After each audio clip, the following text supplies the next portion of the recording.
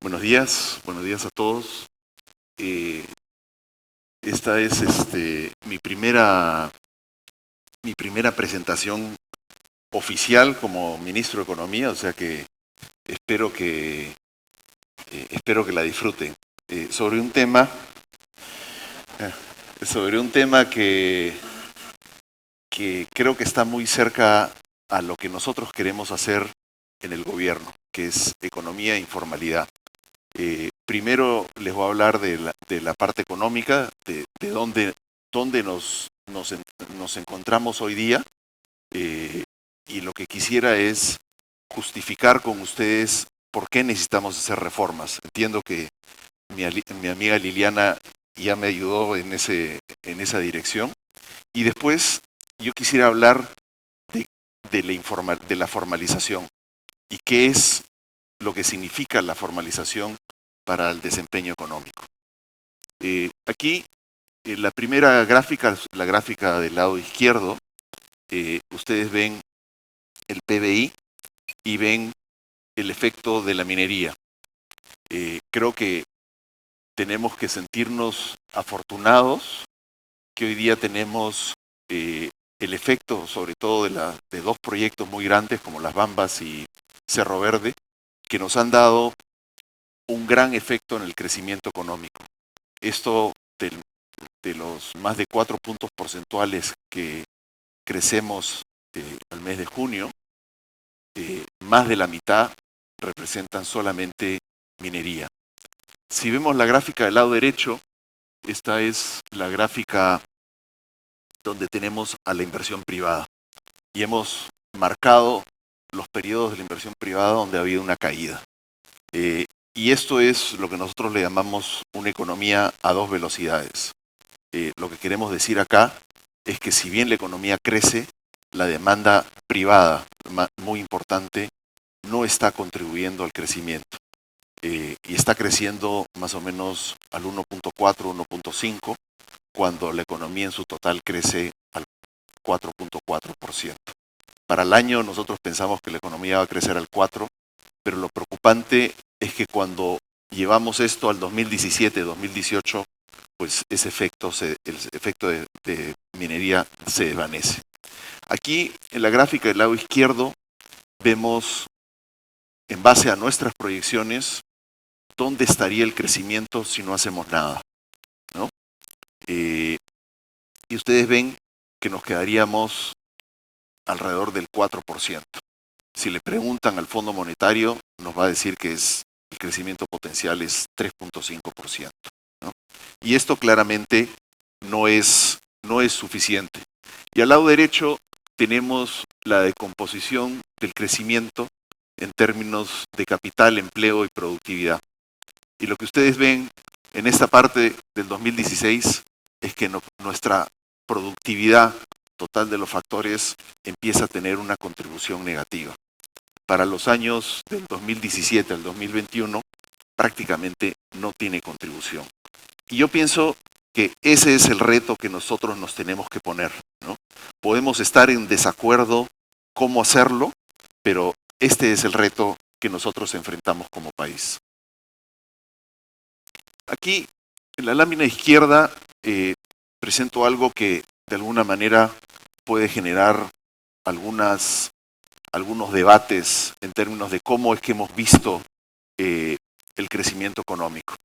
Nosotros, los economistas, tenemos estos estimados de productividad total de los factores, y nosotros siempre hemos asignado a este elemento esfuerzos nuestros, o sea, esfuerzos de eficiencias de capital, eficiencias en la manera en que combinamos capital y trabajo, que es la definición del componente total de productividad total de los factores. Sin embargo, es algo que nosotros estamos haciendo dentro del MEF. Hay un problema en la forma en que calculamos esto, porque no hemos ajustado esta productividad total de los factores por el efecto de términos de intercambio. Y cuando hacemos la correlación, sucede que los términos de intercambios están muy correlacionados con este componente de productividad total de los factores. ¿Qué les quiero decir con esto? Es que de alguna manera tendríamos que revisar hacia atrás, ajustar nuestros estimados de productividad total de los factores para saber cuánto se debe a nuestro esfuerzo y, como decían algunos economistas, cuánto se debe simplemente a los beneficios del mercado externo, en particular de los precios de las materias primas, ¿no? Y en el lado derecho, lo que ustedes ven es los distintos componentes de la productividad total de los factores. Y si ustedes ven, lo que realmente nos ha dado un gran empuje es nuestra estabilidad. Y creo que prueba de ello, nosotros acabamos de presentar un proyecto de ley al Congreso modificando ¿cómo se llama? El techo de déficit fiscal para el 2017 a 2.5%, con un compromiso que vamos a llegar a 1% en el 2021. Nosotros pensamos que es una forma de anclar expectativas de los inversionistas para precisamente mantener esta estabilidad fiscal. Pero si solamente mantenemos la estabilidad fiscal, no vamos a crecer. Y lo que necesitamos son reformas estructurales. Creo que Liliana ha hablado bastante de esto. Y creo que todos los economistas estamos convencidos que si no generamos reformas estructurales, no vamos a poder crecer sostenidamente. Nuestro objetivo como gobierno es crecimiento sostenible. Podemos crecer muy rápido, 1 año, 2 años, pero lo importante es mantener ese crecimiento. Eso es lo que nos genera bienestar. Aquí empezamos a entrar al tema complicado, y esto es el PBI e informalidad. Aquí lo que hemos hecho, esto lo hemos sacado de un trabajo de Norman Loaiza, que está trabajando con nosotros el MEF como asesor externo, y correlacionamos el nivel de PBI per cápita y el autoempleo. Y Perú aparece totalmente al margen de muchos de los países. O sea, nosotros quisiéramos estar cerca a la OECD, queremos entrar a la OECD, entonces queremos movernos hacia la izquierda en esta gráfica. Y eso lo que significa es que a más informalidad, menor PBI per cápita, menor crecimiento. Y es algo que debemos de meternos en nuestras mentes. Si realmente queremos sostener el crecimiento, necesitamos cambiar esto. Y aquí vemos la informalidad y el PBI. Hay una preocupación de que cuando crezcamos, la informalidad se reduce. Eso no ha pasado en el Perú, sí ha pasado en otros países. Por ejemplo, Turquía logró reducir su informalidad más o menos en 10 puntos porcentuales. Nosotros pensamos que sí es posible hacerlo, pero necesitamos hacer reformas para ello. Y al lado derecho vemos la estabilidad macroeconómica e informalidad. Vemos dónde está el Perú en términos de estabilidad, pero fíjense dónde está en términos de autoempleo, que es una especie de proxy de informalidad. O sea, estamos en los dos extremos. O sea, tenemos una gran estabilidad macroeconómica, tenemos un gran manejo de nuestras finanzas públicas, de nuestro Banco Central, crecer a Julio, que se queda 5 años más con nosotros, y esto nos va a anclar la estabilidad monetaria, pero donde necesitamos trabajar es en superar esta informalidad, que es lo que nos debería traer beneficios.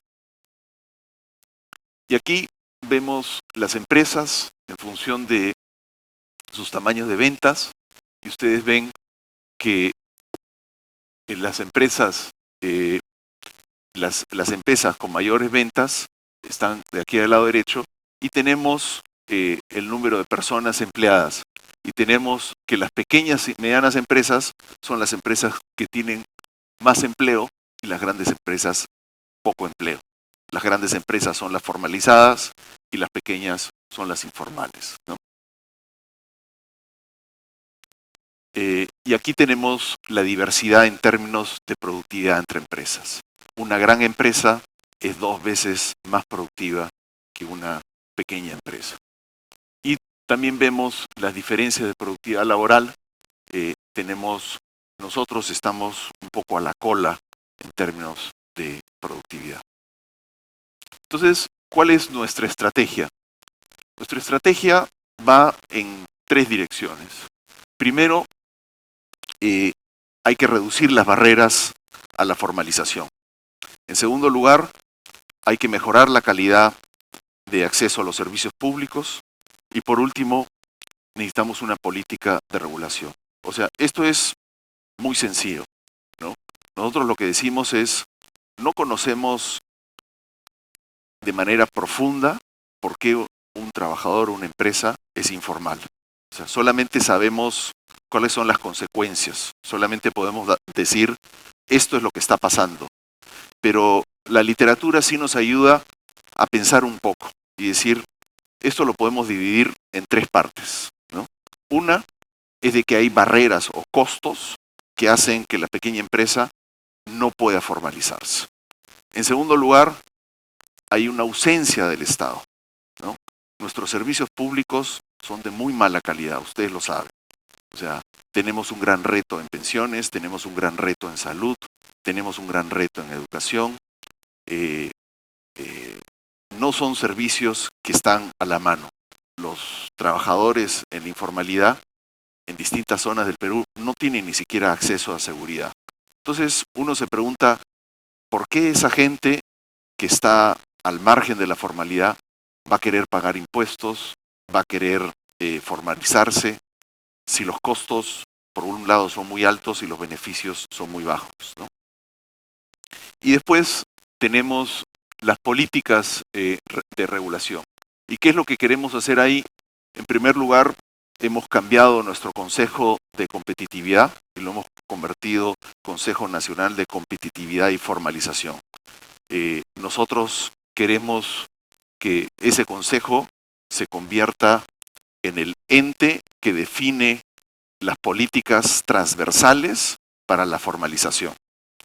Hay una persona que algunos de ustedes conocen, Yoconda Naranjo, está a cargo de ese consejo, es una gran persona, esperemos que tenga mano dura, sea firme y que se asegure de que todas nuestras políticas tengan un objetivo que sea formalizar, ¿no? Dentro de este consejo hemos hecho algunos cambios. Nuestro ministro de Agricultura se ha puesto un poco nervioso porque lo hemos sacado, pero hemos puesto a salud y educación, que nos parece que son los 2 que más ayudan. Es importante la mejora del Estado de Derecho. Mi colega Carlos Basombrío está haciendo un gran trabajo ahí en seguridad, pero necesitamos asegurarnos que las leyes se cumplan, ¿no? Después tenemos el programa de la OECD que ustedes conocen y después acceso a financiero. Vamos a ir poco a poco cada uno de estos. Esto es un poco lo que tenemos en términos del mapa de la informalidad. O sea, tenemos el mercado laboral, son 10.700.000 trabajadores empleados y de los cuales las empresas informales, trabajadores empleados, tienen 5,5 millones. Y es ahí donde tenemos que trabajar, es un ancla. Y la otra es, dentro de las empresas formales, también hay un empleo informal de más o menos 2,5 millones más. Estos son los 2 niveles a los cuales tenemos que trabajar.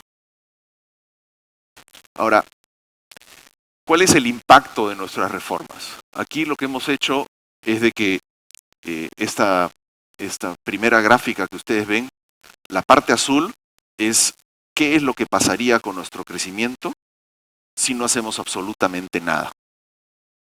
La roja es qué hacemos si formalizamos. Y ustedes ven que lo que más crecimiento nos da es precisamente esa formalidad. Y para nosotros de repente somos muy simplistas, pero si ustedes recuerdan esa gráfica de diferencias de productividad entre la gran empresa y la pequeña empresa, si nosotros de una manera mágica pudiésemos mover trabajadores de la pequeña empresa a la gran empresa, eso automáticamente duplica la productividad. Los economistas me dirán, bueno, pero no es tan fácil. Y donde tenemos algunas discrepancias es, ¿qué es lo que viene primero? ¿El aumento de productividad o las políticas para la formalización, ¿no? Y es ahí donde tenemos algunas discrepancias. En las campañas, si ustedes recuerdan,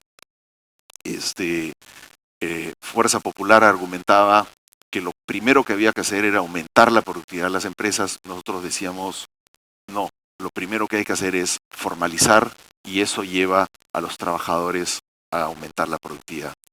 Y la línea gris es el destrave de inversiones. Estos son nuestro programa de inversión que empieza con el destrave de los proyectos que hoy día están atracados, que son 18.000 millones, como lo hemos anunciado públicamente, pero más importante, lleva a la transformación de Proinversión en una agencia que se especialice en el cofinanciamiento. ¿Dónde está Gonzalo? Por acá está Gonzalo. Él es el que ha argumentado mucho en esta dirección, pero lo importante es profesionalizar Proinversión y convertirla en una agencia que va a depender del MEF, pero que sea una agencia parecida a la que tiene en Australia, la que tiene en Nueva Zelanda, la que tiene en Canadá, una agencia de excelencia, descentralizada que ayude a las regiones a sacar los proyectos. Y después, al lado derecho, tenemos cómo es que llegamos al 5%. Si ustedes recuerdan, nuestro objetivo es llegar al 5%, una parte viene por el stock de capital, casi medio punto, y el otro medio punto 6 viene por productividad. Y aquí tenemos el impacto sobre las finanzas públicas. Si ustedes ven en las líneas rojas, tenemos el efecto de cómo aumentarían los ingresos públicos. Y les recuerdo que estos son ingresos permanentes. Hemos retirado todos los transitorios, solamente estamos contabilizando los ingresos permanentes de largo plazo del sector público. Y a la derecha tenemos el gasto no financiero, que pasaría con y sin reforma, si lo que queremos es atender ya sectores tan importantes como salud, como educación, como seguridad interna, pues estamos obligados a hacer esta reforma, solamente por el efecto de finanzas públicas. Entonces, vayamos uno por uno a las barreras de formalización. Esto es un gráfico muy interesante. Esto lo que nos dice es cuál es el impuesto al crecimiento. Y aquí lo que tomamos es qué es lo que pasa con la reducción del costo de una empresa de pasar de un régimen fiscal al otro, ¿no? Y esto lo que ven es de que el costo de pasar creo que es el RUS al RER, es un costo altísimo, ¿no? Perdón, del RUS al régimen general. Estos son los regímenes de impuestos que tenemos. Y esto es lo que nosotros le llamamos la barrera impositiva, ¿no? Hoy día, lamentablemente, y esto lo ha discutido el Banco Mundial, no es algo que yo me quisiera apropiar, en un reporte que se hizo en el 2006, y lo que simplemente les indica es que nuestro sistema tributario es un sistema penalizador de las empresas que quieren progresar, ¿no? Y al lado derecho ven la complejidad de nuestro sistema tributario y nosotros estamos en el rango más complicado del sistema tributario. Aquí tenemos la eficiencia del IGB, el famoso IGB que a todos ustedes les preocupa mucho, a mí no tanto, pero a ustedes mucho. Y lo que simplemente hacemos es que comparamos la recaudación y las tasas. Y lo que muestra es que a mayor tasa, por nivel de tasa, hay menor recaudación, ¿no? Que es lo que algunos cuestionaban en la época de la campaña, y es absolutamente claro. O sea, mientras más alta es la tasa, mayor es el incentivo a arbitrar al sistema tributario, ¿no? O sea, mayor es el incentivo a evadir. Y esta es la parte clave de nuestra propuesta. Y aquí a la derecha ven la evasión del IGB y nosotros aparecemos en la parte más alta. Podemos discrepar de cómo hacerlo, pero que hay que hacer algo, hay que hacer algo.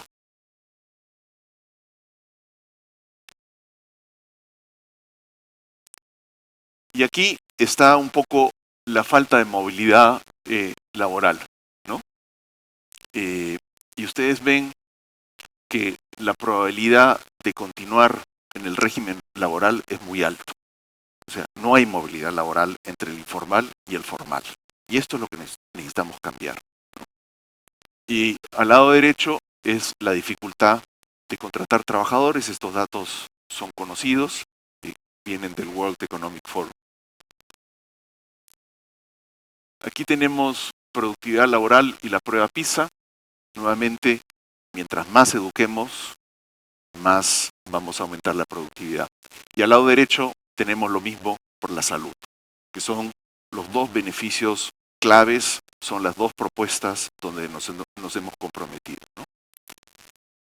Inversión en infraestructura, creo que esto es conocido, esto lo ha discutido mucho AFIN, pero la inversión pública en infraestructura claramente es una palanca sumamente importante para lograr el crecimiento. Ustedes lo van a ver, vamos a hacer dentro de las facultades, vamos a presentar una ley de transparencia fiscal donde vamos a hacer algunos cambios y todos los ingresos en excedentes van a ir a un fondo y parte de este dinero se va a dedicar sobre todo a financiar APPs para de esa manera generar más crecimiento futuro. Y por último está la parte regulatoria, ¿no? Aquí tienen el costo de crédito. Para los que enfrentan las tasas más altas son las pequeñas empresas, las grandes empresas enfrentan las tasas más bajas. Uno puede un poco discutir esto porque quizás la pequeña empresa es la que se financia más con ahorros propios, pero lo cierto es que necesitamos apalancar ahora nuestro sistema para darle más acceso al crédito a la pequeña y mediana empresa a tasas más bajas. El gobierno anterior hizo una reforma de factoring. Nosotros estamos ajustando sobre todo el tratamiento tributario de esta reforma de factoring. Esto le podría permitir a las empresas, si somos exitosos, bajar sus tasas de interés de una manera radical. En segundo lugar, tenemos dos instrumentos muy importantes. Uno es COFIDE y el otro es el Banco de la Nación. Nosotros pretendemos utilizar ambos agentes financieros junto con Mi Vivienda y Agrobanco para poder llevar crédito a la pequeña y mediana empresa. Y esto es lo que tenía para ustedes.